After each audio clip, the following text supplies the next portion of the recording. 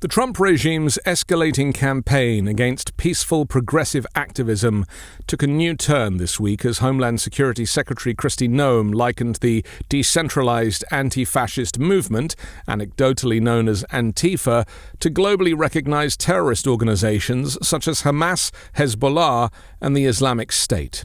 Speaking at a White House roundtable on Wednesday, Noem described the network of anti-fascist activists as just as dangerous and just as sophisticated as organized terrorist groups. This network of Antifa is just as sophisticated as MS-13, as TDA, as ISIS, as Hezbollah, as Hamas, as all of them. They are just as dangerous. They have an agenda to destroy us, just like the other terrorists we've dealt with for many, many years. And today is the day that we have a president that won't tolerate it and will stand up and fight for the American people. So thank you for being here, for being so bold, and for standing in the gap at such a time as this. The meeting, which included far-right commentators and social media personalities, served as a platform for the regime to amplify its false claim that Antifa represents an organized violent movement threatening national security. Among those attending was Attorney General Pam Bondi, who echoed Trump's previous condemnations of anti-fascist protesters. "This is not activism, it's anarchy," she said.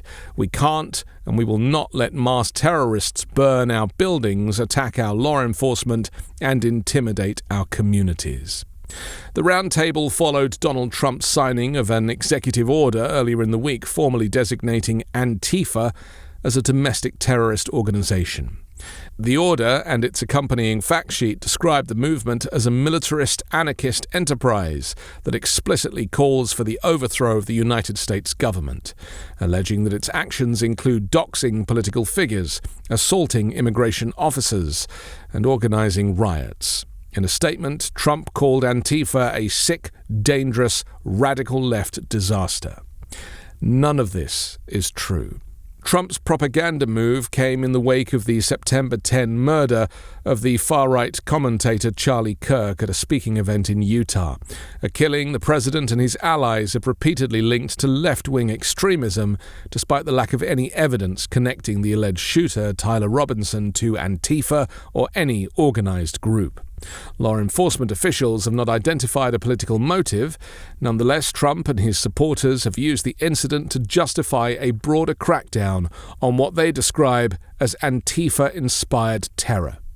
At Wednesday's roundtable, Trump reiterated his belief that the epidemic of left-wing violence and Antifa-inspired terror had been escalating for nearly a decade. He cited a series of attacks on law enforcement officials that he attributed to Antifa, though investigators have yet to substantiate those claims. Extremism experts and federal law enforcement officials have long disputed the regime's portrayal of Antifa as a coherent organization. Researchers describe it instead as a loose collection of individuals, local activist groups united by opposition to Donald Trump, fascism, and his far-right extremism. Antifa has no centralized leadership, membership lists, or formal structure, and its activities vary widely from one city to another. While some individuals may have engaged in property destruction and street confrontations, the movement as a whole lacks hierarchy, territorial control, and military wings characteristic of groups like ISIS, Hezbollah, the Oath Keepers, or even the Proud Boys. Trump's description of these individuals who oppose him is simply bonkers. Trump's comparison of Antifa to international terrorist networks has drawn sharp criticism from civil liberties groups and counterterrorism experts who warn that the new designation could be used to criminalize legitimate protest and suppress political dissent. Because Antifa is not a formal entity, the executive order effectively grants federal agencies broad discretion to target individuals or organizations engaged in left-leaning activism. There is no such legal category as a domestic terrorist organization, one former Justice Department official noted, pointing out that the United States lacks a federal domestic terrorism statute. While the Patriot Act defines domestic terrorism, it doesn't create a specific charge for it, leaving enforcement largely to prosecutors who rely on related offenses such as conspiracy or rioting. Trump's order, therefore, may have limited direct legal force, but significant political and symbolic implications. For example, it was reported today that a Rutgers University professor who taught a course on anti-fascism was blocked from leaving the US for Spain on Wednesday night, just hours after Trump hosted the White House roundtable highlighting the impact of Antifa or anti-fascist left-leaning activists. Mark Bray, an historian who published the 2017 book Antifa, the Anti-Fascist Handbook, had taught courses on anti-fascism at the New Jersey University and was attempting to board a plane at Newark Airport bound for Europe when he was informed at the boarding gate that the reservations for him and his family had been cancelled. The professor had said he was moving to Europe after receiving death threats. Turning Point USA activists had falsely claimed that he was a financier for the left-wing movement. "Someone cancelled my family's flight out of the country at the last second," Bray posted on social media. "We got our boarding passes, we checked our bags, we went through security, then, at our gate, our reservation disappeared." Trump has directed all relevant executive departments and agencies to use all applicable authorities to investigate and dismantle any illegal operations linked to Antifa or its supporters. The Justice Department was also instructed to explore the use of racketeering laws against left-wing activists, a move that Trump has publicly endorsed, claiming such activists should be put in jail. The regime's heightened rhetoric against Antifa coincides with a pattern of downplaying threats from far-right extremism. In the past decade, white supremacist and anti-immigrant violence has driven some of the deadliest attacks in the United States, including the 2018 Tree of Life synagogue shooting in Pittsburgh, the 2019 massacre targeting Latinos at a Walmart in El Paso, and the 2020 racist shooting at a supermarket in Buffalo, New York.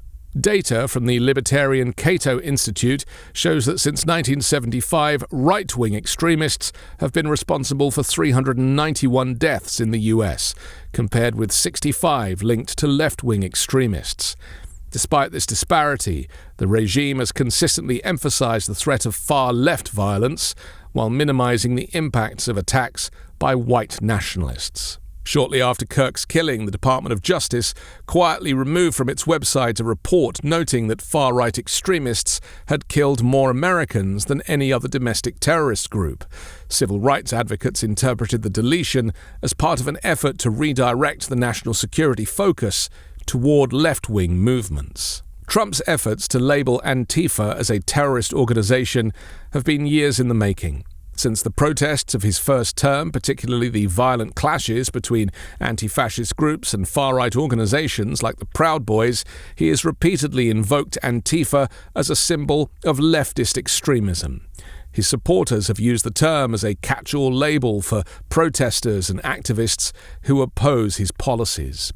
The move also appears designed to energize Trump's political base. Figures such as Stephen Miller, the White House Deputy Chief of Staff, have framed left-wing activism as an existential threat, describing it as an ideology that celebrates everything warped and depraved.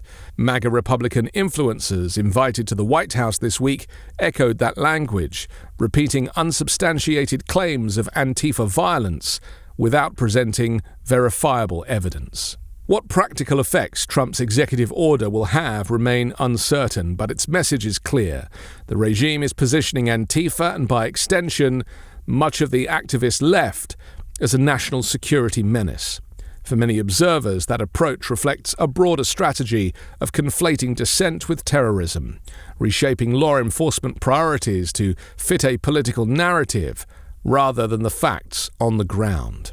As the White House leans into its rhetoric of the enemy from within, the gap between evidence and assertion continues to widen, leaving the regime's war on Antifa less a matter of counterterrorism policy than one of political theater. Trump is already trying to brainwash the military to go after the enemy from within. What that ends up looking like is probably what Trump craves: street violence that he can quell with martial law and ultimately cancel all future elections.